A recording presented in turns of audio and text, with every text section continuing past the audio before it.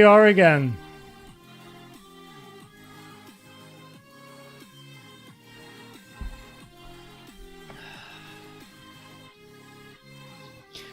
Okay, YouTube, how are you doing? Welcome, good to have you here. So, some nice Monday volatility. Not really a surprise though, it was nice. Yesterday, of course, during the live stream, we were talking about Monday. We are ranging throughout the weekend. Monday delivers, and so it does. What's up, everyone? Good to have you here. And ready for a new live stream. So I'm actually going to put the desk, there we go, a little bit lower. Yeah, what's up, everyone? Good to have you here. So we got some volatility on the chart. And we're going to, of course, cover Elliott waves in this live stream, then move into chatting and Q&A. We'll be online usually about an hour and take it from there. No, see what we get. At the moment, we're ranging in between support and now resistance. Quite interesting. So everyone asking about the CVD, we're going to cover that, of course. But maybe a band-aid, give me music. Sibel Tam, welcome. Good to have you here. Andrew Palmit, Kunzinators, oh boy. Andrew B, pain on Bitcoin. No, or it's another opportunity, no? Another opportunity. Sibel, nice short. That's what we like to hear. Verstappen Norris Hamilton, didn't I? If so, you were correct. It was a nice podium, though. Pep Alive, what's up? Ali, how you doing? Waiting for the live all day, and here we are. We're still in the golden pocket, I believe. I'm not sure how wide. I'll check. I don't know how wide the 6.6 is, but how would you see this? Yeah, we're going to cover this. I showed it in the update earlier today, like the bearish scenarios. But the longer you range here, the more bullish it is, actually. What's up, Christine? How you doing? CVD, we're going to check it. Jason, Estego, Janice, Zarafa, Emran, Nuzli. Oh boy, everyone coming in. How you doing? Dylan, George, hi from Greece, hi from the Netherlands. Jeroen, what's up? Maria, Mendotav, Overset. Tim, how you doing? A print of 4 and a 5. Yeah, that's what it's all about. No, Destin Innovation, welcome. Good to have you here as well. So, I guess we're going to start. Sanjay, by the way, welcome. Good to have you here. So people talking about is CVD divergences, right? Let's have a look here. We have, this is the 3-minute time frame. So this green, maybe I have to go to a quick 1 minute for what I want to look for here locally.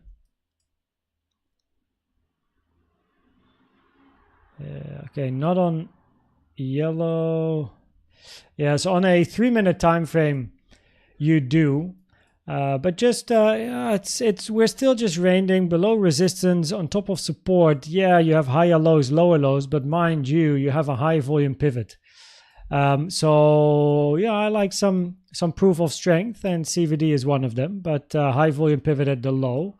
If this is impulsive, we're looking for a wave 4 and another wave 5 to the downside. And what would be more interesting is to actually see a grind to the upside, higher lows and then consistent CVD divs. We also had some bearish CVDs clearly here, lower high, higher high, and then once again here, lower high, higher high. So there is still some bearish CVDs in the range, right? So the bearish CVDs already played out, but they're visible in this ranging structure. So yeah, we do have some little bullish CVDs, but mainly with the pivot here, not with the higher low, so not here.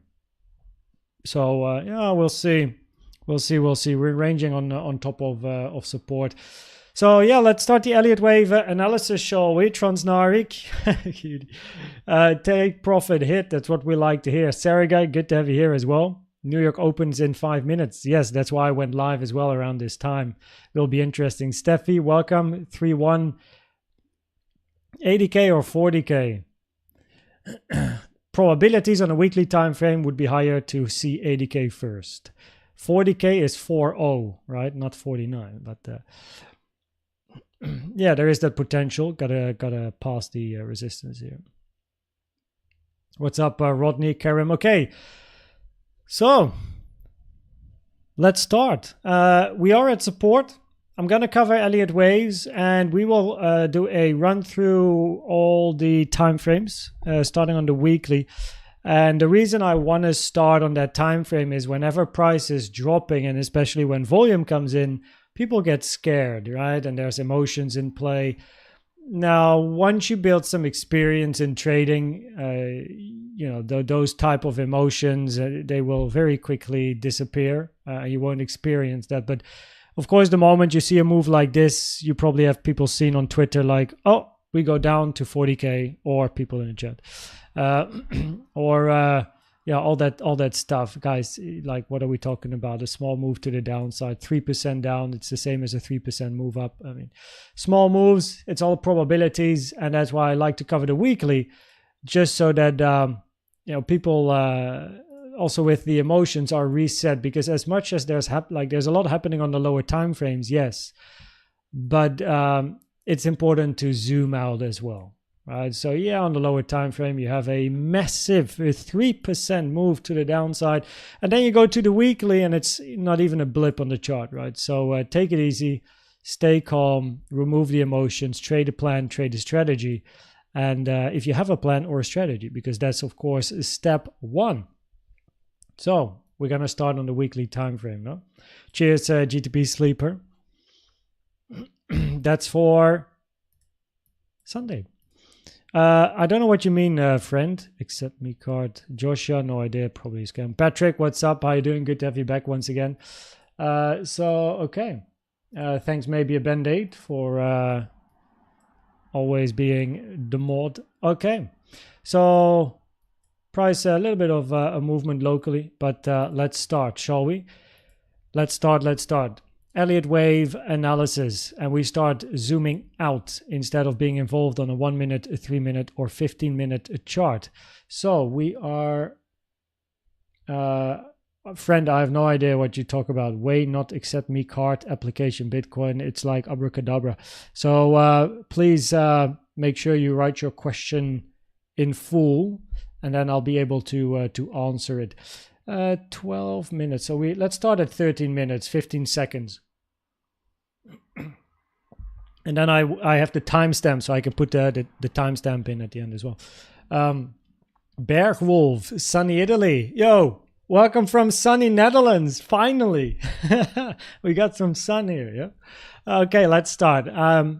As I went through these folders in the update, like the previous update, we will go through it quite quickly, but of course, if there's any questions during a live stream, you have the opportunity to ask. And that's of course the benefit of a live stream compared to the video content. So weekly time frame, bullish, doesn't change. Looking for a bigger impulsive move. Highest probability scenario on the weekly time frame is what you're looking at right now, where inside wave 3, we then have an internal green count, 1, 2, 3, 4, 5.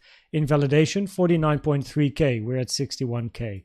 Target for your wave 5 is very big. It's the green box. We need to wait for local price action to get us a better idea of the lower time frame targets, because this is a weekly target, 78.6 to 110.6K.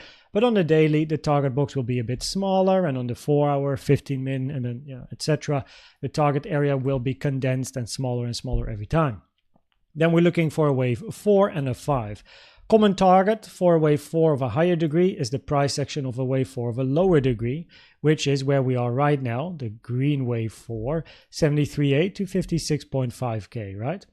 Now, just because of the price action at the beginning of the week, I decided in the previous update and also now in the live stream to cover the bearish scenario, because of course price moved down, we have volume coming in, people get scared.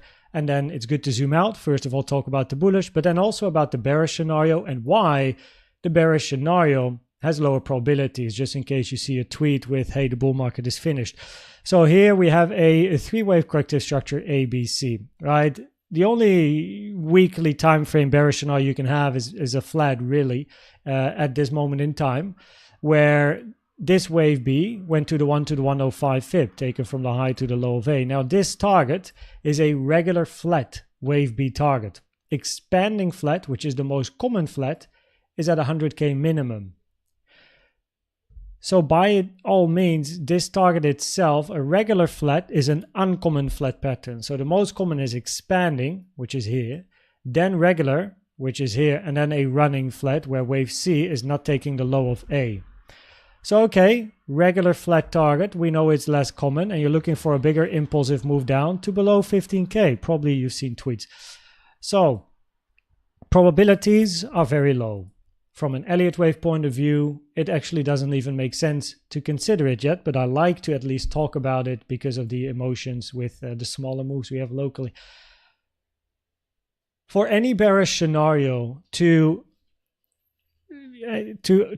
be considered and to appear after this live stream and the video this morning, to appear in future content, we need at least 49.3K to be hit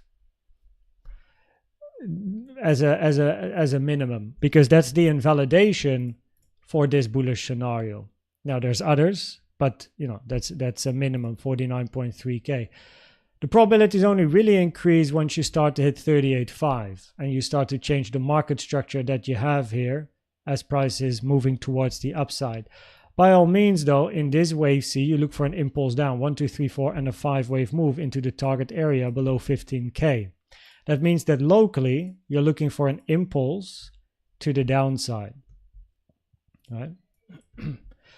And if we look for an impulse down, we need to count 1, 2, and then a wave 3 to the downside. And let me quickly put this one actually on the chart, because I do have it in my folders, I thought. Not that one, this one.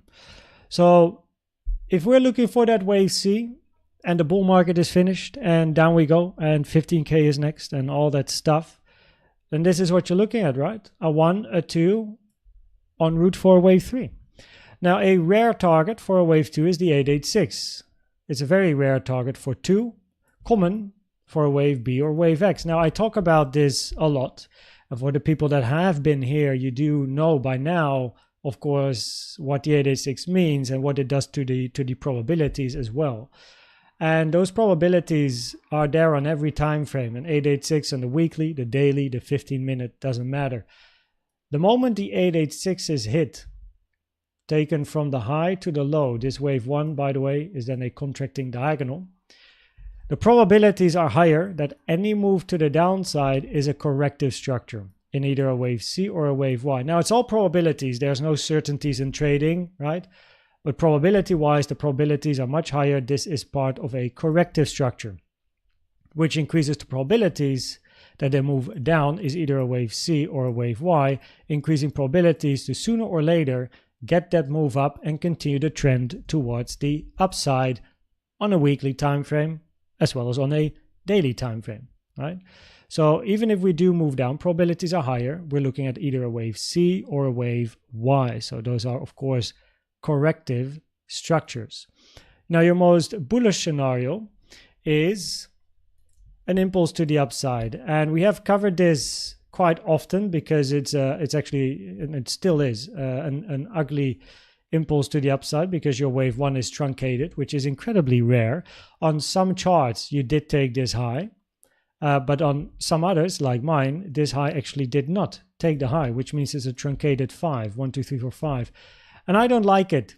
We've been saying here on the channel for a very long time that this being the low and the end of a wave 4 is not very pretty, but also this being the end of a wave 1 is also not very pretty. So it's not, but yeah, nonetheless, we're looking for a wave 1, 2. It's of course your bullish scenario is simply 1, 2 continuation up. We are in the common target area for your wave 2, right? At the moment, you don't want to hit the 886, 58.2K. That is a rare target for a wave 2. The moment you hit the 886, probabilities are there again. Any move to the upside is likely corrective. However, of course, there's always that potential for WX and then a Y and continue, where a wave Y does not have to take the low at 56K. So you can end at the 886 and then start an impulse to the upside. The main difference is that then everything that I have on the chart here is going to move to the right side. So what's going to happen, I'm actually not sure if I can do it like this, is all of this is going to move to the right. And what you're then looking for is, oh, we touched the 886. If we do get an impulse, 1, 2, 3, 4, 5, cool. That's going to be wave 1. We look for a wave 2. We are going to be stuck in this range for another 2 or 3 months. And then eventually we actually continue towards the upside in a wave 3. So that is something I do keep an eye on at least. But for now, probabilities, right? We're looking for 1, 2, and then 3. Common target is where we are right now for a wave 2. Inside this wave 2, we now pretty much almost invalidated this diagonal. And I mentioned in the morning update, I do want to talk about another structure to the downside here. So of course, in a diagonal, we were looking for 1, 2, 3, 4, and then a wave 5 with an internal ABC. Wave C can end on high volume. It didn't hit the invalidation at 60.4K, taken from the start to the end of 3 to the end of 4. So we still have at least a few dollars to play with. But as you can see, pretty much you want this to be the low if you're looking at diagonals, right? It's no problem that a wave 5 is moving past the 1-3 trend line. That's actually a common thing. It's also common for a wave 5 to end on a high amount of volume, but you don't want to be, a wave 5 cannot be longer than wave 3. Now, after that, we want to see wave B to the upside, wave C to the downside, and after wave C, we continue towards the upside. Now, because it's a live stream, of course, you can always ask me questions. One thing we kept an eye on, which is invalidated, is this one, right? So by all means, the probabilities were higher. We were still looking for downside in pretty much all of the scenarios. Also here, we were looking for 3, 4, and then a wave 5, right? But if you pull a trend-based fib from the start to the end of 3 to the high of your 4, right? Because that one has to be finished, and you toggle on the 1-to-1, you can see wave 5 is longer than wave 3, which means the WXY here with an ABC ending diagonal in C in Y can go out the window, right? So we like to remove that one. Now, a very rare corrective structure is a triple zigzag. W, X, Y, X, Z. A triple zigzag again is very rare. So it is not a scenario that I really put on my chart too often unless all of the other scenarios fail. So therefore I don't really want to put it on yet and pull all the fibs, but pretty much what we're then looking for is WX, and then you have your YX and eventually a Z. A triple zigzag, zigzag in W, in Y, and in Z, right? That is then your scenario. Not too big of a fan of WXYXZ because the probabilities are so incredibly low. You're looking at a WXYXZ as it is an incredibly rare corrective structure. So I prefer to leave that one out. And only if we really have to, we can start to consider a WXYXZ. But at the moment, we didn't yet hit the invalidation for the diagonal, right? So let's just keep things easy. We don't want to go into very complex corrective structures too quickly. It's usually better to keep things very simple with Elliott waves instead of looking at WXYXZs and expanding triangles and expanding diagonals. Those are rare structures. The second scenario here on a daily time frame, this is of course your bearish scenario. So bullish is 1-2 continuation. Bearish is literally the other way around. A, B, C, and then continue towards the upside, no? So we have the common target for C being between 54.6 and 50.5. If the end of your B is finished, we need to look for an impulse to the downside. Ending wave B here, and I keep saying it every time we talk about this scenario, ending wave B at this high is very difficult because there is no high probability 3-wave corrective structure to the upside in this move. And if you would go past the list of corrections, you'll very quickly figure out that, hey, if we think about a zigzag, A, B, C, then it's much better to end here. 1, 2, 3, 4, and a 5-wave structure. Finished, A, B, C. If this is your whole 4 compared to your 1 candle 2, then 4 is very long, over 6 times the length of 2, lowest probabilities. So it makes more sense to have A, B, C finish here and then 1, 2, 3, 4, 5 in C. But on some charts, and this is the problem with many of the counts, on some charts you just have different highs. So we cannot end wave B here, because on some charts this high is taken. So we can't count 1, 2, 3, 4, 5, because on some charts your wave 2 went above wave 1, which isn't allowed. That's an invalidation. So if you think bearish and B is in, it has to be the high on the right, can't be the high on the left.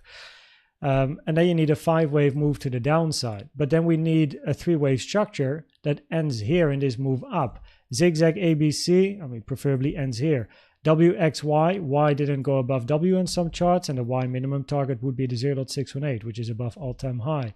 It's not a triangle. This is not a flat. This is not a sideways WXY. Difficult to end the wave B at that particular top. The index chart did take the high, and that is why I at least consider this. It is better as a 5-waver than a 3-waver. If you do want to end something here, it's better to have this as a 5-wave structure than a 3-wave structure. So in other words, for this bearish scenario, the ABC zigzag, preferably this wave B is not yet in. And you are still working on a bigger 3-wave, and then you move down in your wave C. But that means you're first going to look for a bounce to the upside, which has to be a corrective structure, and then you come to the downside for C. That works much better when we look at this particular scenario. However, if we at least consider wave B to be finished at that high, as annoying as it is, your by far, of course, then most bearish scenario is a leading diagonal here in your wave 1, zigzag in 2, another 1, 2, and down you go in a big wave 3. No, by the way, we're going to talk about probabilities in a second. So I can imagine, it's complex, lots of information, different scenarios, different time frames, but I summarize everything in every video and every piece of content at the end of the video, so that you have a very clear perspective of the probability. So what's high and what's low. But if this is your high of B and you look for a move down, we have to look for an impulse. And the only way to really count this as an impulse is a diagonal, because of all the overlap, all the ranging, all the overlap. Now your wave 2 here retraced to the 0.236 taken from the start to the end of 1, which is an incredibly rare target for a wave 2. Common target for 2 is the 0.5 to the 786. The 0.382 is an uncommon target. The 236 is very rare. So that lowers the probabilities for this scenario, where you're looking for a 1, 2 and a big explosive wave 3. Now, yes, we had a little bit of volume, but what you want to see in a bigger wave 3 is continuation.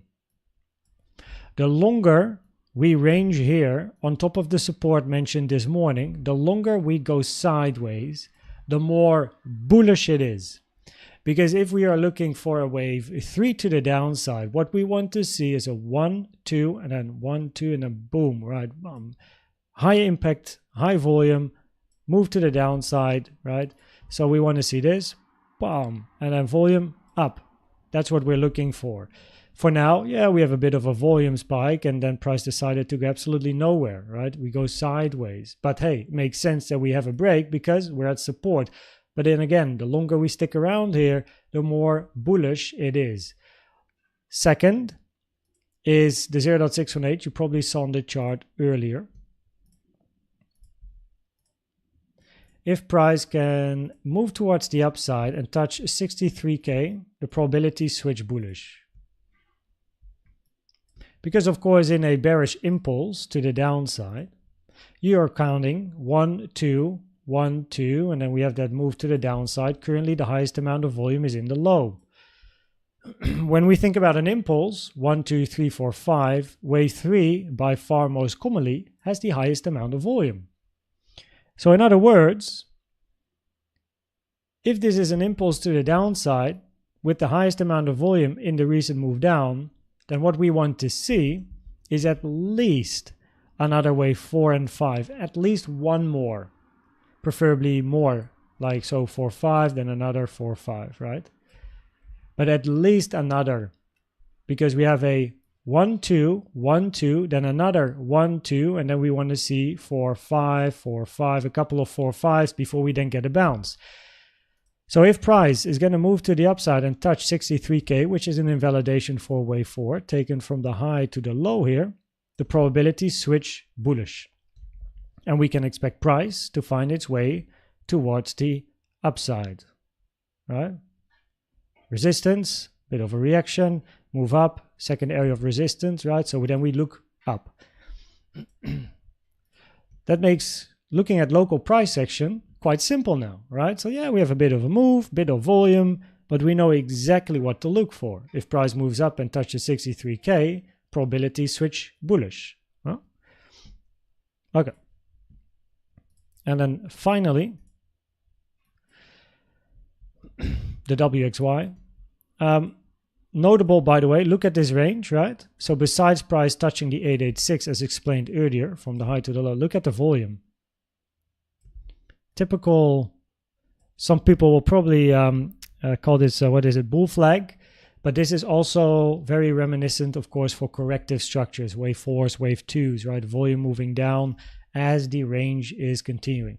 But nonetheless, finally here, WXY, where a sideways double combo, which is absolutely a possibility in a wave 4. Minimum target has been reached, the 0.618, which at the moment is respected, as you can see.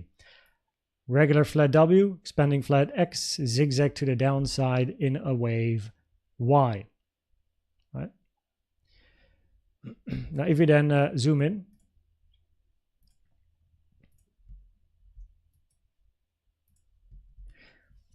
okay, I was like, am I gonna talk about it or not? But I will again. Sorry, so before we go into the lower time frame, this wave X is what negatively impacts probabilities for a sideways double combo, because wave X has to be an expanding flat ABC, 1, 2, 3, 4, 5 wave in C, but your wave C is over twice the length of A plus B, which significantly reduces probabilities for this to be a wave C. So if this is a 5-wave structure, probabilities are higher that this is either a wave A or a wave 1. Side note. Now inside wave Y, we're then looking for a zigzag to the downside. And a zigzag has a higher probability than an impulse. So remember this scenario, 1, 2, 3, 4, 5, right? Where you really look for lower prices. Now we look for A, B, and then 1, 2, 3, 4, 5. Instead of a bigger 1, 2, 1, 2, 3, and then 4, 5, 4, 5. So this is a bullish scenario, but your common target for C is still a little bit lower. So you have a diagonal in your A, 3-wave structure in B. Again, the 2, 3, 6 has been hit, which for a wave 2 is incredibly rare, but for a wave B, or a wave X, but in this case a wave B, the 2, 3, 6 is at least more common than a wave 2, right? It's still a rare target even for B, but it fits a B better than it fits a wave 2. And then you look for 1, 2, and then a 3, 4, and a 5. So in this scenario, what we don't want to see is price hit the 63K fib before taking out the low. So what we want to see here is price ranging. That's perfectly fine. Take the low once more, minimum, to continue towards the downside and finish an impulse in 5 in C. Would be brilliant to dip below 60K for the psychological number. Grab the liquidity and then reverse. If price moves up to 63K before taking out this low, probability switch bullish, and we look for price to move up to at least really 66.6 to 67.1K, and then higher 69.1 to 69.7 is the next target. So yeah, now we can, this scenario and the diagonal shown earlier are the two I mainly keep an eye on. Now the common target for C is the 1 to the 1.236 here, 58.5 to 56.6K. Talking about the 50s again, and in this area we do have support. Blue box 57.9 to 58.3. Mind you, we are currently at support. We hit the monthly level, always important, at 60.6K. Beautiful touch at the monthly level. And now this support is acting as resistance, clearly, as you can see. So a minimum sign of strength would be to at least flip this, right? And see some bullish behavior on the chart as well with regards to whatever you use, tools, volume, CVD, RSI, doesn't really matter, anything really. So yeah, we are at least having a bit of a range here. And we see some bullish CVD. Wow, what is happening on yellow here? We have a green candle, CVD moving down very, very quickly. In other words, there's absorption going on of market longs with absorption of market shorts with limit long positions. That is what this line here means, because we have a green candle, CVD is moving down, so there's more market shorts than market longs in this candle, but the candle is green and it's not red. Now it's not closed yet, right? It's not closed yet, and we are still hugging resistance, but it is interesting nonetheless. Okay. So if we then summarize what we've been talking about to keep things easy, because in the end, as complex as Elliott waves is, in the end we want to make it as simple as possible, because we can only trade simplicity to avoid analysis paralysis. On a weekly time frame, probabilities remain higher for the bulls. Right? The bullish probabilities are higher. Bearish only really going to be considered if we at least take 49.3 as a bare minimum, really. On the daily, probabilities are higher to take the all-time high first before taking 56k. Right? This remains. 4 hour, the move down from 72k. This structure is a structure with a lot of overlap, a lot of three-wave corrective structures, both up and down. The volume still on that time frame as well. You can still see that here volume is declining. So yeah, we have a bit of a bump in volume locally. Right? So this high is a little bit higher than the one here, but on average we are still moving to the downside. So the volume is still declining with the low. So if we really want to become very bearish, which means an impulse to the downside locally, which I have covered here, what we are looking for is continuation quickly, not ranging too long. The longer you range, the more bullish it is, and high volume to the downside. So we need to break this support soon and continue with a high amount of volume. Because by all means, the probabilities on the 4 hour are still higher to look for a bounce. Without too much, yeah, so pretty much the remainder is what I just explained. And on the 1 hour time frame, oh wait, this is this was this morning when we didn't yet have the latest leg to the downside. So this, I should actually now remove this. We were looking for, so on the 1 hour time frame this morning before price moved down, the probabilities were higher to move to the downside, but we now got that, right? So the probabilities played out. So I better just remove this, because we know what we're looking for locally. Okay, there we go. So summarization or summary. We are at support, a little bit of resistance above us. If price moves to 63k before taking the low, probability switch bullish, and we're going to look for price to move up. Of course, doesn't happen in straight lines, right? We'll not be surprised to see stuff like this, because that is how the chart moves in the end, of course. But the probability switch to the bulls. At the moment, we're moving down on an increased amount of volume. So naturally, probabilities locally are higher for the bears than the bulls, as long as you do not see clear signs of strength. Little first sign would be passing this resistance, flip it in support, but the bigger one, this. From an Elliott wave point of view, 63k. That's the level before taking the low. If we do move below this box, then the next area of support is down here, which is also your wave C area for a zigzag to the downside. So in other words, the probabilities remain bearish until you hit 63k. Clear. And if we lose the support where we are right now, then the next area is going to be inside the 50s again. So breaking the psychological 60. And that is that. Right? Keeping it simple, knowing what we're looking for, and then it's all about patience. No?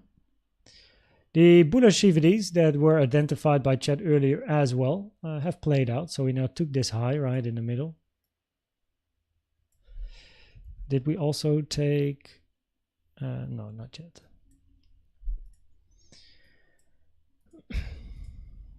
So, and also the bullish CVDs we had here. This one played out as well because the next candle in red took the high of the candle in green, right? So bullish CVDs played out here locally as well. So yeah, we just wait for the range. Huh? Okay, and that's it pretty much.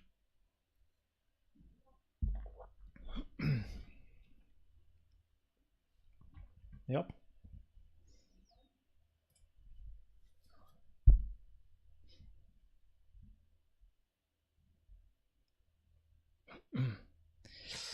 I see a CVD question, which I will definitely answer, Ali.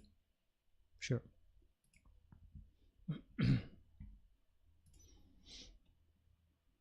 Let's see if price can actually keep it up. So if we can at least minimum move above resistance, and then take it from there. No. It's interesting to keep an eye on what price is doing. Yo, pleasure, Paul Meat. Thanks for being here as well. Good luck with the kid. Oh, by the way, I forgot the probabilities. So weekly time frame bullish, daily time frame take all-time high first before 56k. 4-hour time frame, we continue to look for a bounce towards the upside, right? Before taking 56k, that is. And on the 1-hour time frame, if you hit 63k, probability switch to the bulls, right? And of course, we keep an eye locally. We are at support, not an area, of course, to no financial advice to short generally. So we just observe what price does. So yeah, that being said, let's keep the 618 on the chart here.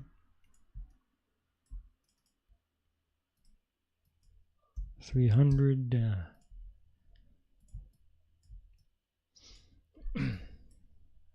Keep an eye on it.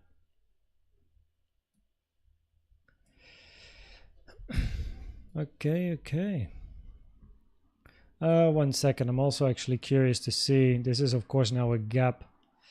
We now touch the gap for the first time. Yeah.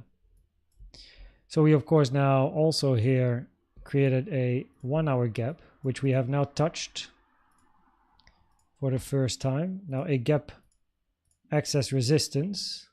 If you can close a 1-hour candle in the gap, the probability is increased to fill the gap. We just missed out, but still good to know.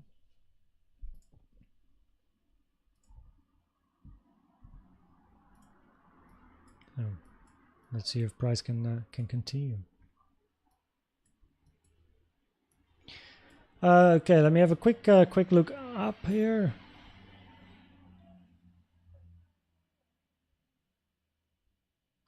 What's up, Christian? Welcome, Robot. I saw the idea of a big triangle. Do you think it's too early to talk triangles? Because for a triangle, you want at least wave 4 to be finished, and wave D.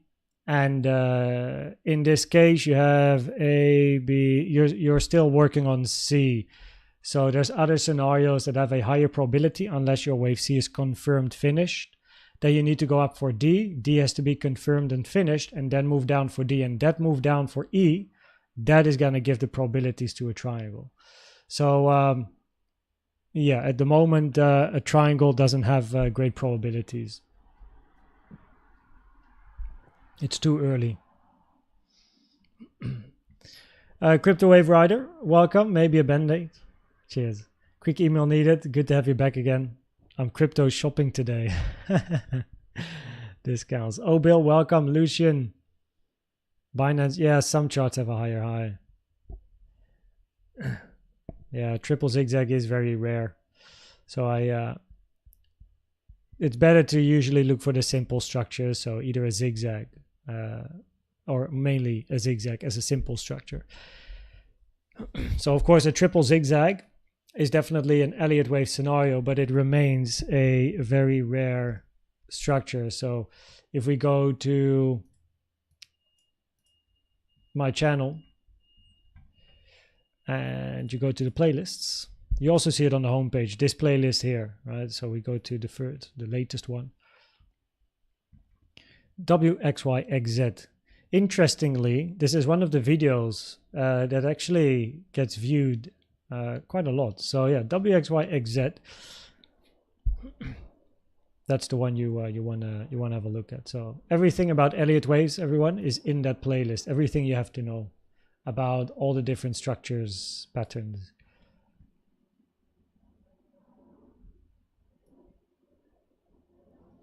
With the rule of alternation, Andrew B, what was the comment about at that moment in time? Between in the sideways WXY? If so, then yes. ChatGPT in this bull run. What? Yeah, index took the high at 72k. Youssef, welcome.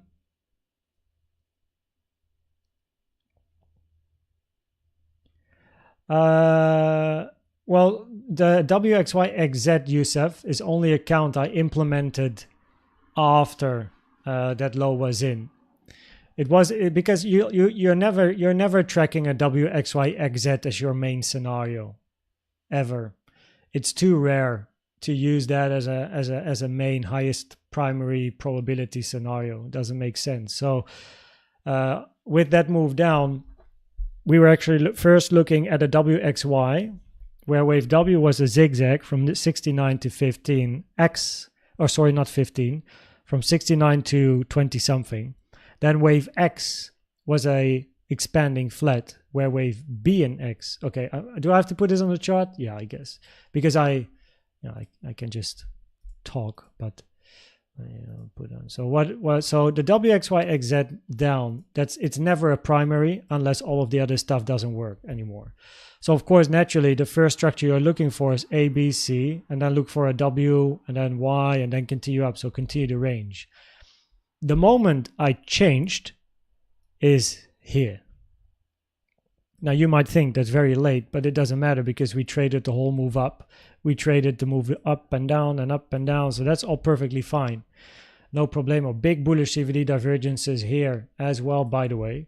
But the first structure you're going to think of, especially with the ending move here, which looked very three-wavy as well, right, is, okay, zigzag, right, W, you're going to look for X and then eventually wave Y. Now, preferably, you ended, this was your end for then A, B, and then wave C, ending here, right? So preferably that's your X.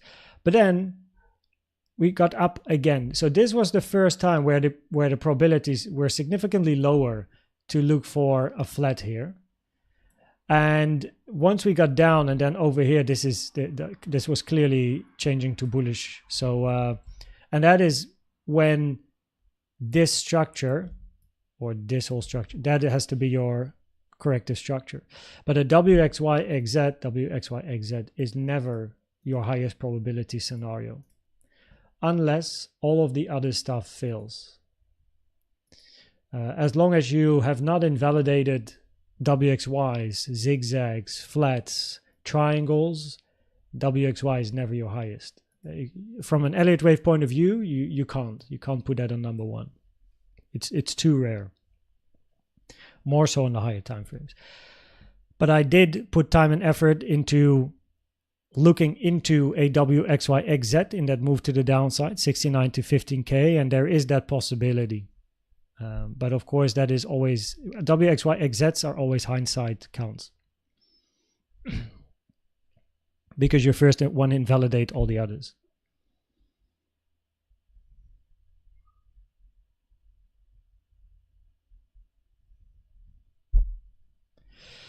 So of course, everyone follows their own plan, right? Make sure to stick to yours. Break in 4 hours time to retest up level, I guess. I use the Coinbase chart because it works best with one of the strategies that I trade.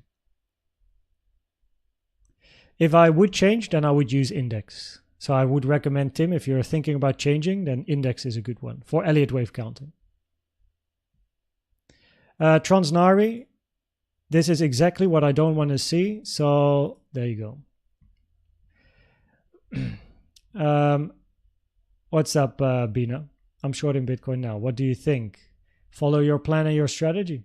All right. If you have a plan, if you have a strategy, and you have a reason to short, then take it.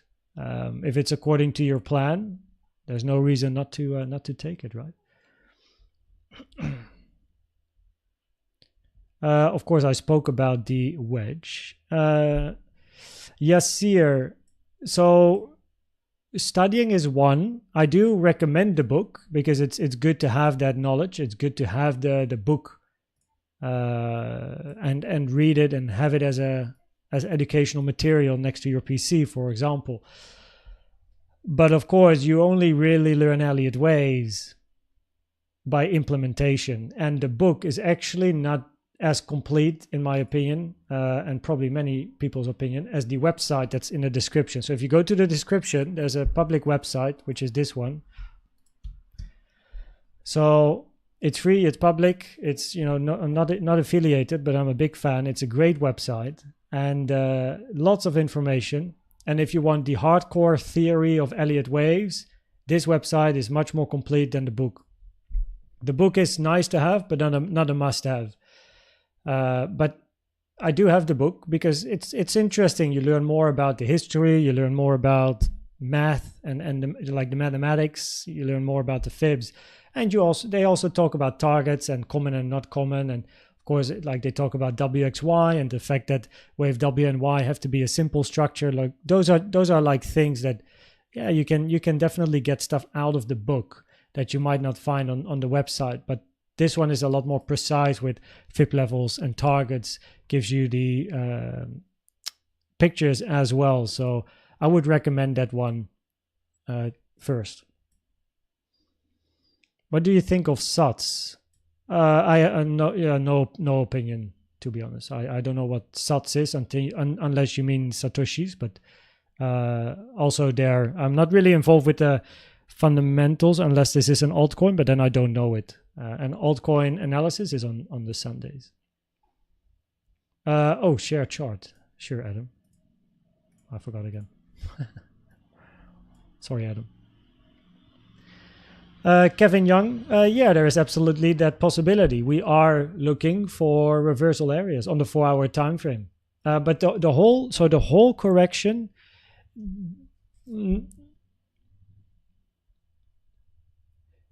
Nah, it doesn't. So if we want to finish the whole correction to the downside here, we need a finished 3-wave structure.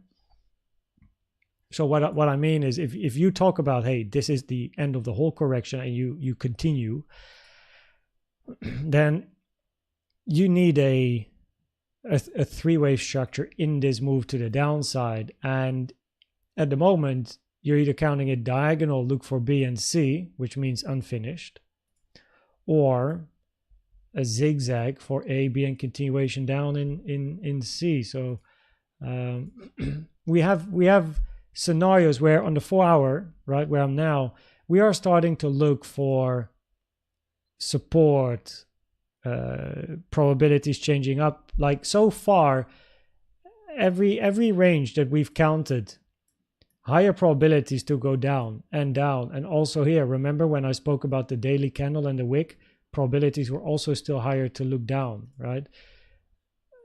So for now, yeah, we are at support. We have another area of support, but on the 4-hour time frame, we definitely keep our eyes open to look for signs of strength and a bounce. But that bounce at the moment would not have the highest probability of being the start of continuation of the bull market. Probabilities would be higher to still stick inside this range for, just name it, the rest of the summer on this side of the world. Central European time zone, yeah. Alimos, CVD, what is, okay, yeah, so basically that's of course a CVD question. So first of all, what I recommend you to do is to go to my homepage and then scroll down to the educational videos, and there's a CVD video. I recommend that because that's where you find all the information about what CVD is, how it works, and how it can be implemented. And then here in Discord, in the Good to Know channel, I have a one-pager, which shows you everything you need to know about CVD as well, and a link to the video. And then there's also the website that I use, plus the template. Now, to be very, I suppose,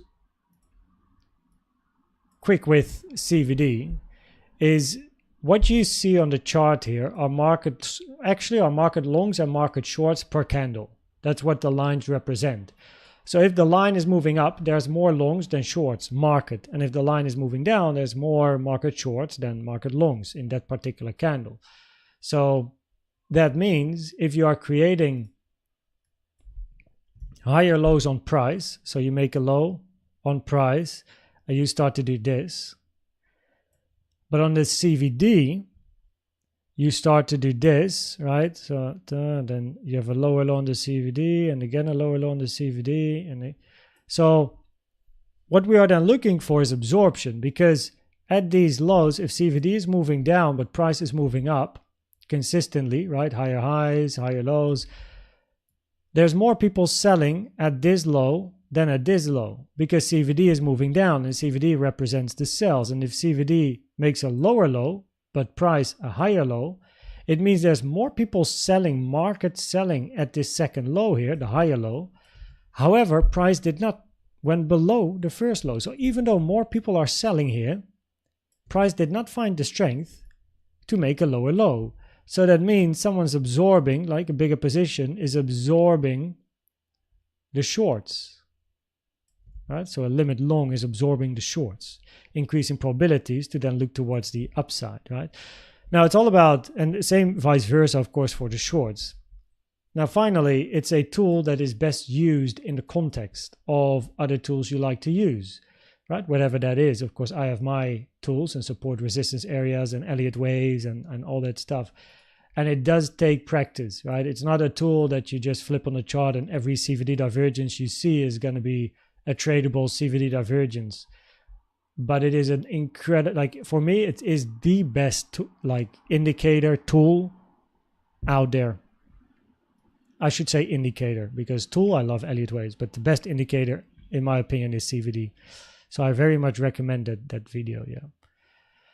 Emre, let's not forget to like the video. Cheers, Emre. I have no idea where we are with the likes, actually. Also, YouTube changed the window a little bit. 69 likes, yo, nice. What about W and...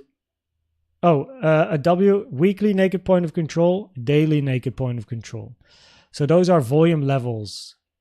So in a certain week, the highest amount of volume in that week was traded at the weekly naked point of control, right? Or the weekly point of control if you've already touched it.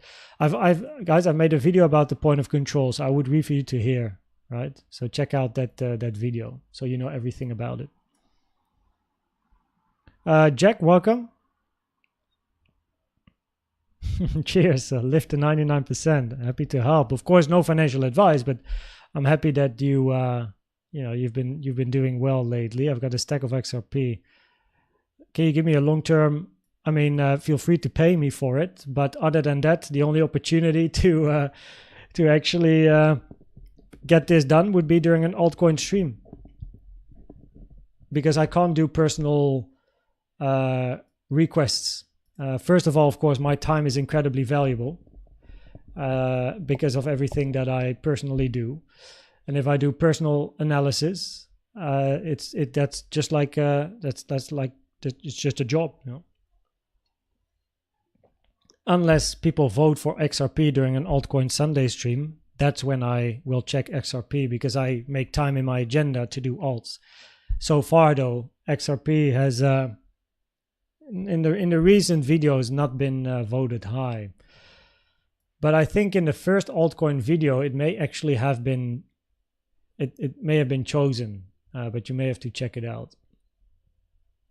But of course, yeah, happy to provide the insights, and happy to hear it helped in some way. The RSI is always interesting, of course, with divergences as well. What a move Bitcoin made. Missed most of. I was in a meeting. Always the wrong timing. I know. Bitcoin always likes to move whenever either you're walking with the dog or something. Sibel, yes, but then you would need to change the you would need to change the code. So it's quite easy, but instead of BTC USD, you need to put ETH USD or Sol USD or just any other tag and then USD. So you just have to change the code. And in Discord, what I recommend doing, Sibel, is to download the 3 templates here. So you have BTC, ETH, and Sol. ETH and Sol made by Dario. He's the expert. And just compare BTC, ETH, and the Sol templates in the code, and then you'll very quickly know that you'll very quickly learn how to change it. What's this about? How to learn Elliott waves. Holy shit! What's this, man? Thanks, Mark, because this clearly is very annoying. And that is absolutely true.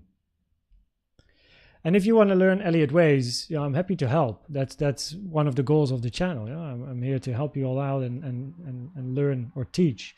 But check out this playlist. Made it for a reason. Everything you need to know is in here. Everything you need to know about Elliott waves. There's only a few videos I will still make, but those are not core content. That's more like, in addition to. What's up, Gulf Shores? How you doing? Welcome. CME gap we had in this move at 64K, something to keep an eye on. CME gaps are always something to keep an eye on. Yes, it's not something I use. So I literally counter myself in 2 sentences. So you can keep an eye on it, but I don't, because it's not relevant for my way of trading. But CME gaps, based on statistics, many of the gaps fill. And the gap towards 64K, I mean, probabilities on the weekly are higher to still move towards the upside and continue the trend. So yeah, absolutely, sooner or later one would expect that gap to fill at the moment. Yeah, QZ World, welcome. Is that your car on your desktop? I don't talk about personal belongings actually ever, so I won't really be able to answer the question. Cheers, Yasir. Does that website cover all aspects of Elliott waves? Yes. Yeah. Thanks, Mark. Hello. Now, do you share all your trades right when you open them? No. So I'm not a signal service. I teach people to trade for themselves. So, you need to make a plan. So bronze is just support, doesn't really do anything. Silver is short-term updates in between the content.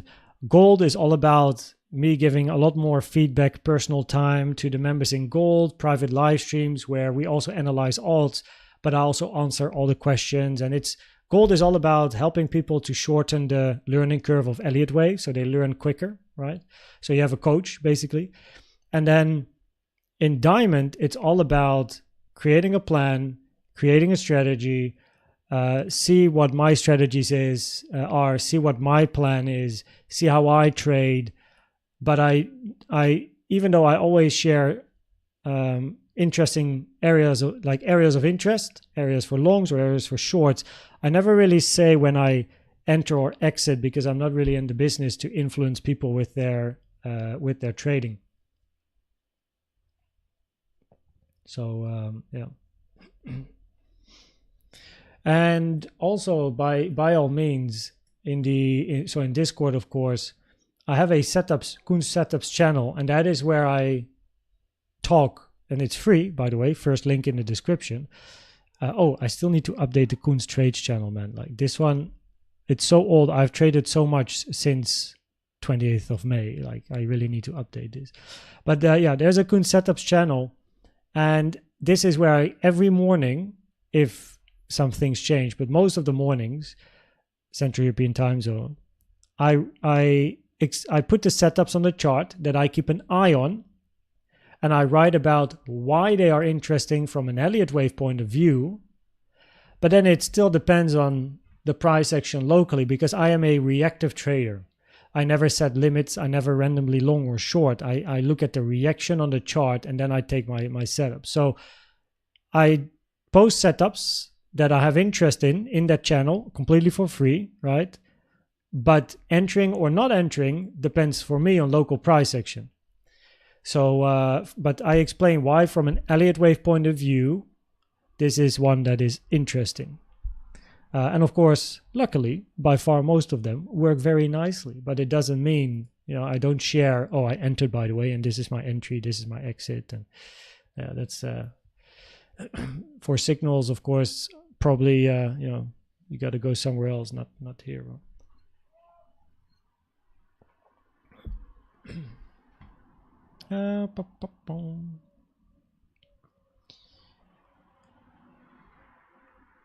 Always educational, yeah. How did you came up with WXY target, a blue one?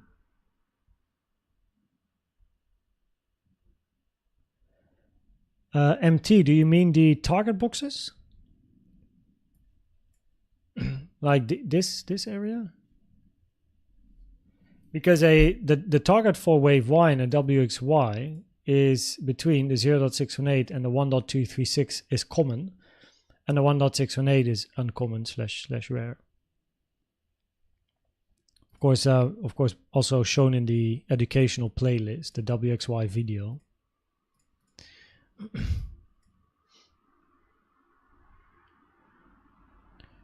That is correct, Emre, because the first link in the description gets you to the koenztrading channel, and it is completely free. But of course, I at least ask people to support the channel by following the steps in the koenztrading channel. So it's completely free, but it would be nice if people want to support the channel by registering with one of those links. 60k target in the ABC.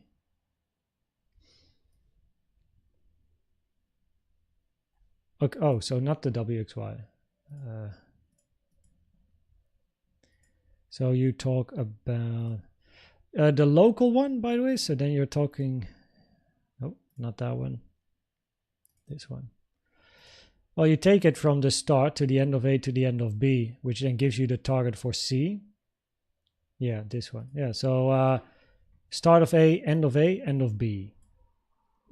And in a zigzag, that's your most common target area. Diagonal, zigzag, impulse. So from the start of A to the end of A to the end of B, and then the 1 to the 1.236 is always your common target area for a wave C. Yeah. So that is why this area is the target area. Yeah. What was the question? It was about how did I get it? Yeah. Okay. So that's how you. Yeah, exactly. That's how I put it on. Pleasure, MT. Yeah.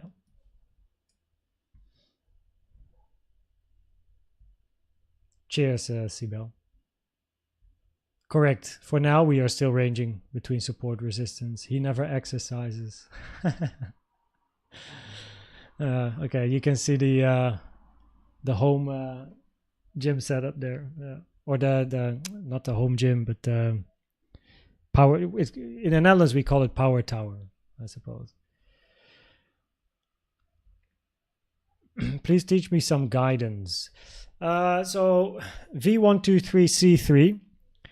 Follow these 6 steps and you will have a great probability of becoming a profitable trader, but it will require you to do some work. So if you're in this business long term, at least if that's your goal and you want to make money in this business, please follow these steps. Before I start, if you want to be a trader, it doesn't matter if price is at 60k, 100k or 10k. Right? So even if price is moving up or down, while you are studying and follow these 6 steps, do not feel FOMO, and you're gonna lose money usually in your first year. So try to limit it as much as you can. Which brings me to the second tip before I start with the 6 steps. Keep as little money in your trading account as possible. So remove everything and keep 50 bucks, 20 bucks, 100 bucks, whatever is little to you. And that's going to be your educational money until you have a clear plan and strategy, which is about, the 6 steps, because you don't want to pay more than you have to learn trading. So step 1 is try and experiment with as many tools as you can. So get experience with the tools here in the sidebar of TradingView and indicators as well, right? Build as much experience as you can by using them all, finding videos, educating yourself. Step 2, find your favorite tools, because based on your experience, you will be able to identify some of your favorites. Find your favorites and build statistics on them. This is where most people give up because they don't want to build statistics. Build statistics on your tools. Get an Excel sheet out, right? This is the stuff that we have all in Diamond, and of course in a lot more detail there as well. But build statistics on some of your favorite tools. Step 3, combine some of your favorite tools. So if, for example, your favorite tools are volume profile, trend line, golden pocket, channel, and VWAP, and then now, like, out of the favorite tools, out of the 5, you are now going to combine the VWAP, the golden pocket, and channels, right? That's step 3, is out of the favorite tools, select some of them and combine them, right? So step 1, build experience with all the tools. Step 2, build statistics on your favorites. Step 3, combine some of your favorite tools and build statistics on the combination. Now you're really building a strategy. Step 4 is tweaking, adjusting, add a tool, remove a tool, build more statistics. Step 5 is then start trading that strategy with a low amount of money and work on your trading psychology. And then step 6 is increase your portfolio size.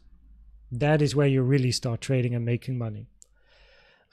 So if you're new in the market and you still have that feeling of, I'm going to be rich by the end of the year by 100x YOLOing my $50 account, just go for dinner with the $50, keep $1.49, keep $1 in your account, use that for trading, and just get rid of the rest, because you're likely gonna lose everything. You gotta have a plan, and the plan starts with experience, and experience takes time. If you're a long-term investor, I get called. 1 second, it's my wife.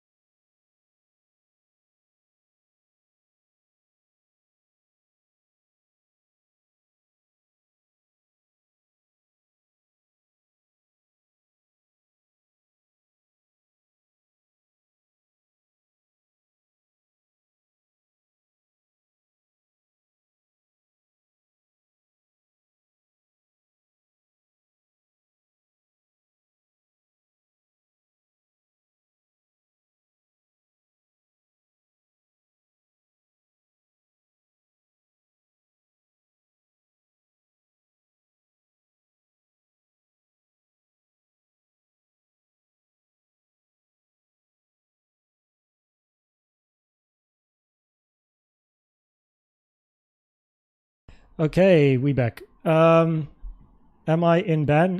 No, because else you wouldn't be able to type. But what YouTube has is YouTube does ban certain words. So if your comment doesn't appear, it might be because of the YouTube system. What I was saying. So if you want to be a long-term profitable trader, and I speak from experience, please follow those steps and build statistics. And I know statistics and building statistics will cost a lot of time. It's a lot of dedication. But hey, if you want to make money in trading long term, and you want to make this your job, you want that freedom, you want to take care of your family being a trader, God, you can't just go to YouTube and ask up or down or those type of things, right? You need a plan. You need full confidence in yourself. And if you don't, you're just not gonna make it long term. You might have that lucky shot, stop caring about P&L pictures, stop caring about people showing their trades online. It's about you, right? It doesn't matter what anyone else in this market does, including me. You shouldn't care, including any other influencer showing positions. That's just marketing. They're showing positions because they know people love to see the numbers green or red of other traders. It won't help you. It just won't. So think about yourself. Be an ego in this market. Learn, build experience, build data, build a plan, and then start trading. And it doesn't matter where price is. As a trader, you can trade anywhere. 1% is still 1%. The market is still moving at 10K, at 100K, anywhere else. Oh yeah. So thanks, Anon. Yeah. So of course, if you're an investor in Bitcoin and you're mega long-term, 10-year bull, whatever, then of course it doesn't really matter.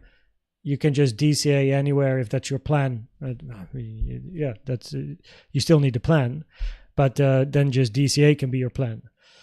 Because if you are a very long-term investor and a bull, then yeah, I mean you can do anything. But of course you're going to be looking for price to move up. So, but as a trader, you shouldn't care if price moves up or down at any point. Like Bitcoin at 100K, I mean 1% is, you can still trade. So what I tried to say is that as a trader, it doesn't matter where price is, because you're trading the intraday or scalping, maybe a bit of swing trading, but price will always move. But as an investor, of course, long term, you want it to move up. So it matters. You want price to continue up if you're very long term. But as a trader, a trader is not an investor. A trader is short term. So first, build your experience, build your strategy, and then start trading. That's your guidance. I answered this one as well as this here. A big wave 3 of 3. Versin generally, I mean, are we talking bullish or bearish here? Actually, that's an interesting one. Wave 3 of 3 of 3 of 3. Also, this is of course this is a quadruple 1-2. Now on a high time frame like the daily, that's incredibly rare to see so many 1-2s build up, of course, and visibly on a high time frame. 300K plus. But you can even hit 300K without a quadruple 3. The probabilities are low for this at the moment, because what you're looking for is a triple 1-2. Where is it? I have it somewhere. So, and the reason the probabilities are low is because every wave 2 retraced to the 302, and the 302 is an uncommon target, and having that 3 times in a row, it's uncommon, uncommon. It doesn't give great probabilities. So it's much better at the moment to still look for 4 and 5, but by all means, it doesn't actually really matter. It just doesn't matter, because we're looking for price to take the all-time high on a weekly time frame, and only when we hit the all-time high, we'll know more. So by all means, is it a scenario? Yes, that's why it's still in my folders. So I still have the triple 1-2, because we just look for price to take the all-time high, and what happens after, that's what's gonna decide. Are we looking for a 4 and then a 5, and then continue with another 4 and 5, right? Which is this. Or are you going to see an incredible amount of volume and just move up and never look back, and then you're going to have your wave 3, 1-2, 1-2, 1-2, and then boom. It doesn't have higher probabilities because of the 302s. It looks much better to have a 1-2 and then 3, 4, 5. But it is something I keep in mind. That's why I do have it in my folders. Yeah.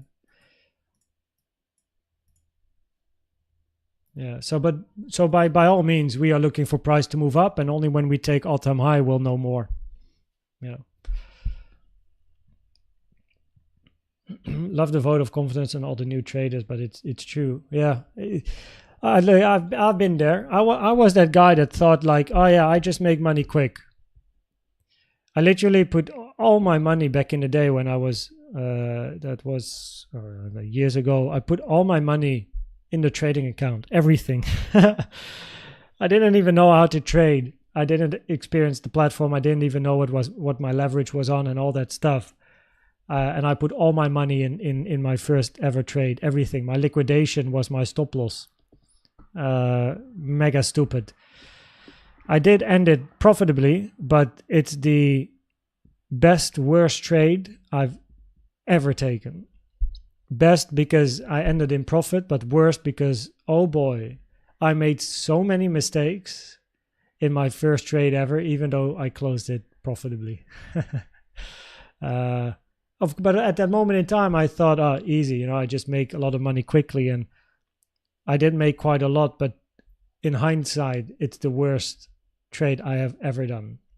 It was a great profitable trade, but it's the worst trade I've ever taken. And then after that, I lost all the profit and a little bit more because, of course, I was a complete noob.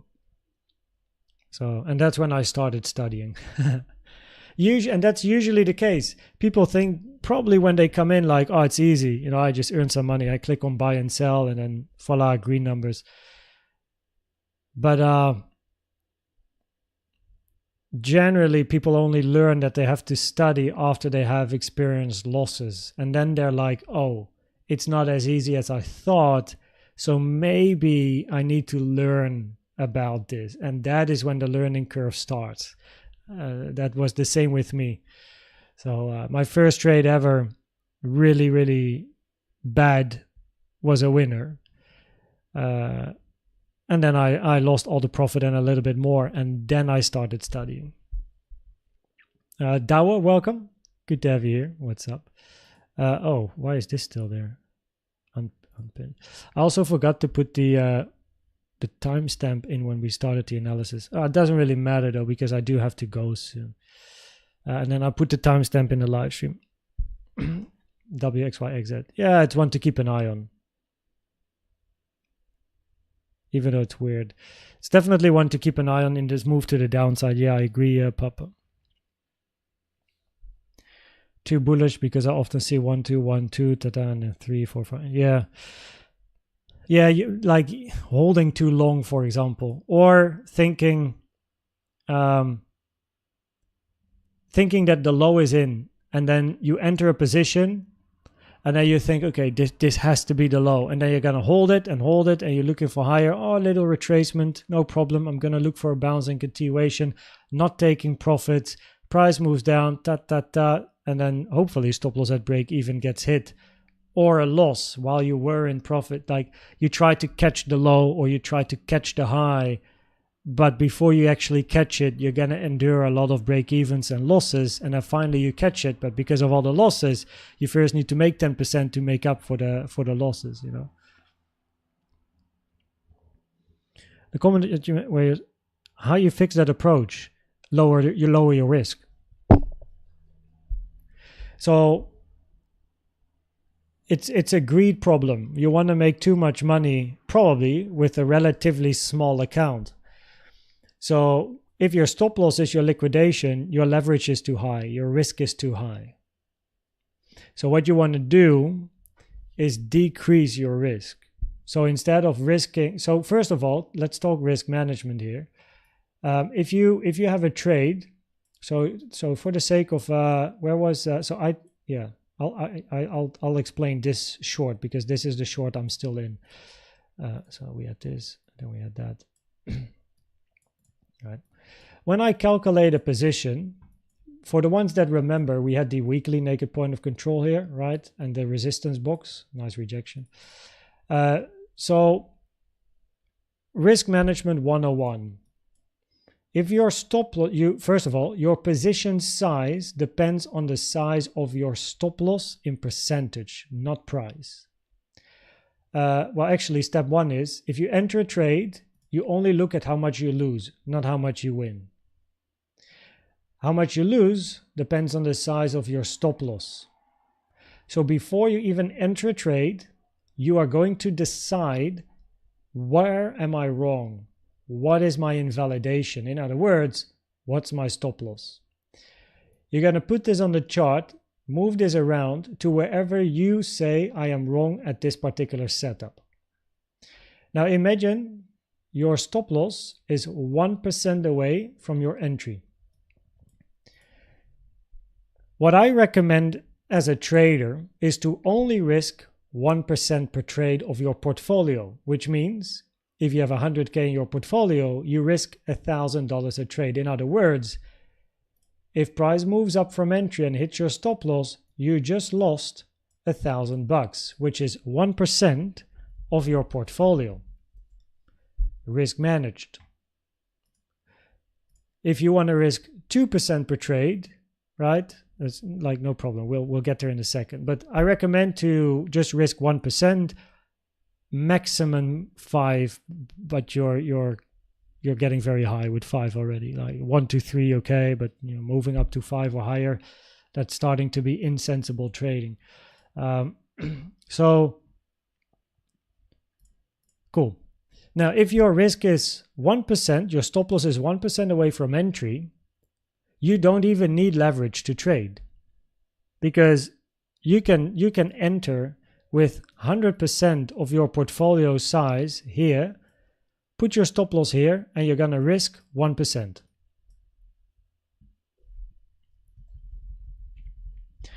Now you can use leverage, because if you put 100% of your portfolio in this trade, you have 0 left in your account, which means you don't have any money to spend for other trades on other coins, for example. So what you can do, right? Let me keep this on 1 second. So what you can do is you're going to use a 2x leverage to enter this position with 50% of your portfolio, in other words, 50K, right? But you're still risking 1K, if that makes sense. So you use a 2x leverage, you enter half your position, stop loss is 1%, and you're still risking 1,000. So even though instead of 100K, you now put in 50K, you still risk 1K. So that's still, you're still risking 1% of 100K, but you only need to put 50K in because of your leverage, which means that the other 50K is still in your account, so that you can still use that for other setups and other trades. I might have gone too deep there already for someone that's new, but anyway. So yeah. Now, if your stop loss is 2%, right? You don't need leverage. Your stop loss is 2%. If you want to risk 1% of your portfolio, which is sensible and common, you don't need to enter with your full position. You can now enter with 50K, right? And you're going to risk 1% of your portfolio, which is in a 100K portfolio, 1K. So you're still risking $100 or $1,000 here. So if your stop loss is hit, minus 1,000, right? And that is because your stop loss is 2%. Now here comes the leverage story. If your stop loss is smaller than 1% and you want to risk 1% of your portfolio, so the stop loss is 0.5%, but you want to risk 1%, well, you need leverage now, because if you would enter your position with 1x leverage with your full portfolio, right? So you enter with 100% of your portfolio, you're only losing $500, which is 0.5% and not 1%, because your stop loss is 0.5% away. So what you now need to do is now you need to use at least 2x leverage. And now you can enter the position with 200K, because of course, because of the 2x, your position, right, your portfolio size of 100K is now 200K. So now you can enter, thanks to leverage, with a position of 200K, and your risk is going to be $1,000, which is 1% of your original portfolio size, which is 100K. This is how you use leverage, right? You don't want to, and there's more little tricks and stuff, but this is already complex enough for new people, I guess. So you don't want to randomly enter a position because of emotion. You see price moving, you get emotional, you randomly enter because of FOMO, because of YOLO, because of greed, because of revenge trading, because of whatever, without even knowing where you're wrong and where your invalidation is, without having calculated your position size, which is very easy and quick. And there's tools on Google as well, like websites where you can calculate your position, because you need to know where you're wrong. And also, I absolutely do not recommend to, for example, let's say, right, there's nothing wrong with using 50x leverage if you only use it to risk 1%. Or 2% or 3% on your trade, right? However, what most people do is when they do use 25, 50, 100x leverage, the only thing they're thinking is, fuck the risk. I only care about the money, the win, and I want to win as much as I can. They don't even know where they're wrong. They have no idea how much they lose, or they are risking 10%, 25%, 50% of their portfolio per trade, which is very irresponsible trading behavior, right? Unless you have an incredibly incredibly good plan based on statistics to support the narrative to do this on an exchange. But usually people use 25 or 50x or 100x because they want to make money quickly. And they don't think about risk management. They don't think about the losses. They only think about the money. I need money very quickly. I'm going to risk a lot. Their stop loss is their liquidation, because of course, the higher your leverage, right, the lower or the closer your liquidation is to your entry. And that's a problem. So people are too greedy. It's just greed. So you got to lower your risk, lower your position size. And that is how you avoid your stop loss being your liquidation. Trade safe. Altcoins. I analyzed altcoins yesterday. So you can go to the channel. So Sunday is always altcoin day. And here, this one. This is the one from yesterday. I did, what did I do? Sol, near, ETH, dot, link, matic, and not.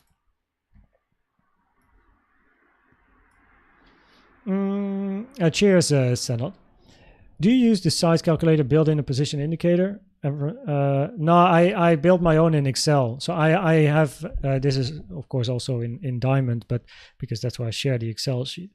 But I have my own calculator for, so I always trade USDT because I don't want to be attached to the volatility of Bitcoin, both in bull and bear markets. I don't care. As a trader, again, I don't care where price is.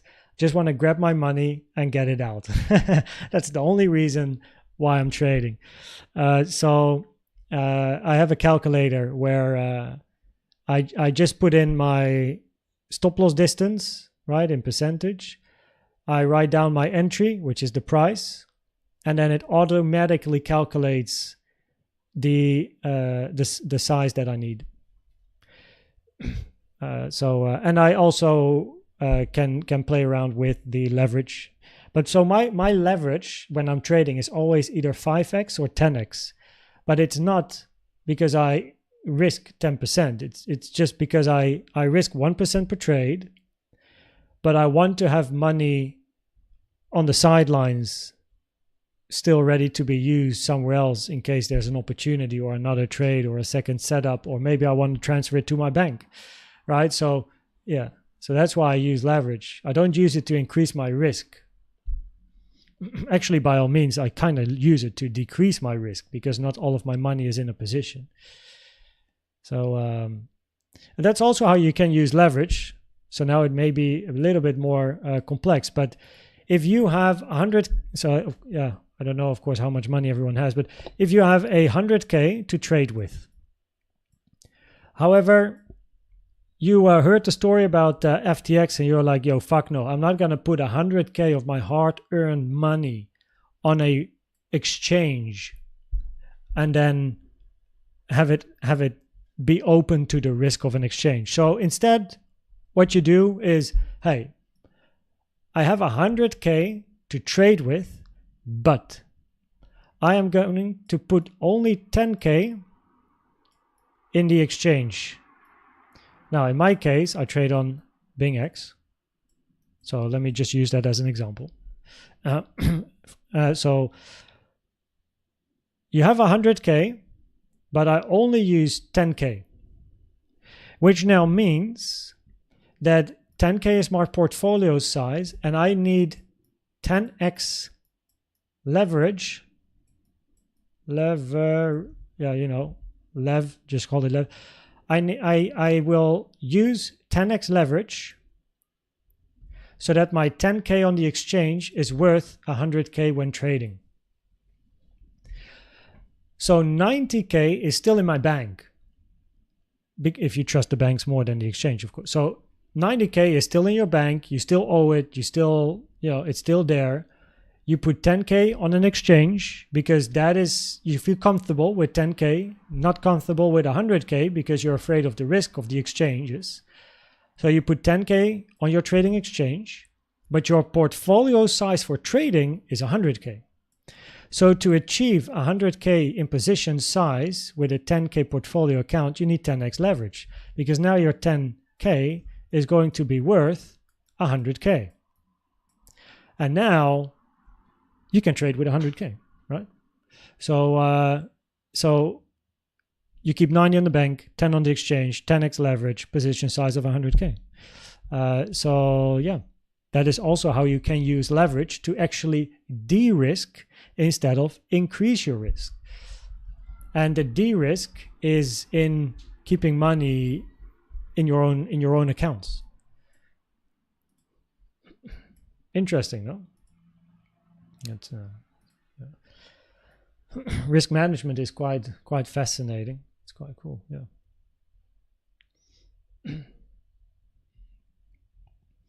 Zarafa, how I do it is, so when I want to enter and I have an idea of, hey, this is my stop loss, so I put the position thing, I put it on the chart, I check my stop loss, I go to my Excel sheet, I write down the price and the stop loss size, and then I get the result of the calculation is, okay, your position size needs to be this. I go to my exchange, I pop, and then buy or sell. Allah Hassan, welcome. Good to have you here. Risky, pleasure. Mac Magical, good to have you here. Welcome. Cheers, Mark. You can raise your leverage by risking 1% of your account, but you need to place your stop loss closer.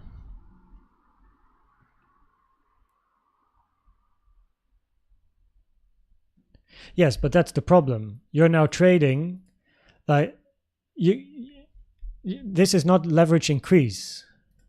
Wait, you can raise your leverage by risking 1% of your account, but you need your stop loss closer. Yes, your stop loss has to be below 1% to then increase your leverage to risk 1% of the portfolio. Yes. What's up, Fox? Big B wave to 2K on Bitcoin is starting. For you, yes. Yeah. Cheers, Fox. Are you having some beers again?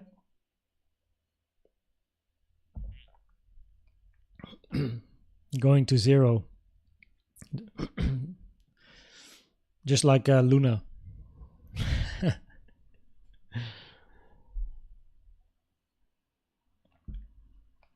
And by all means, almost just like Dot. Holy moly, that coin, mate. Okay. Lots of chatting about risk management. Always interesting.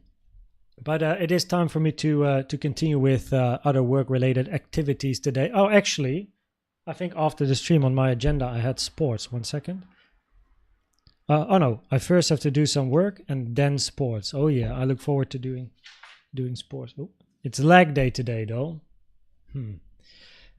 So I first have to quickly do some work, and then leg day. But yeah, leg day is always like I enjoy it because I have to do it. But if I would have a choice, you know, I prefer the upper body than the lower body. But you got to do it, eh? You got to do it. You don't want two of those like small little needles underneath your hip. You know what I mean? So like, cool. Hey, everyone. Thanks for hanging out. Thanks for being here. To summarize the probabilities, right? So so we have at least a summary in case you just joined. Of course, for the analysis, check out minute 13. That's where we started. So weekly time frame bullish, daily time frame continues to be higher to take all-time high before 56K. 4-hour time frame, we continue to look for signs of strength and a bounce. Highest probability is to bounce before 56K on a 4-hour. On a 1-hour time frame, arguably probabilities are bearish unless you hit the 618 at 63K. I wonder why it's actually a little bit lower than it was previously, but 63K, right? If you hit 63K, probability switch. The longer we range here, the more bullish it is, by the way. So the longer we stick around, the more bullish it is. There are, of course, here and there some signs of strength. We had a little bit of bullish CVD earlier with price moving up, but we first of all need to flip this resistance. So that would be the first sign of strength. If we can close a candle above this resistance here, also inside the 1-hour gap. So preferably we finish or end a candle, close a candle inside the gap. That would increase probabilities to fill the gap, increasing probabilities to move to the 618. So, you know, so yeah, that's the probabilities, right? So yeah, that's that. There you go.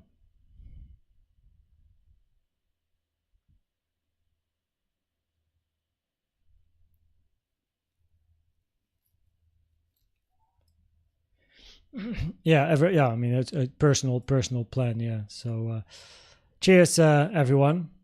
You would have chopstick legs. Yeah, probably. Nice one. Yeah. Okay, everyone.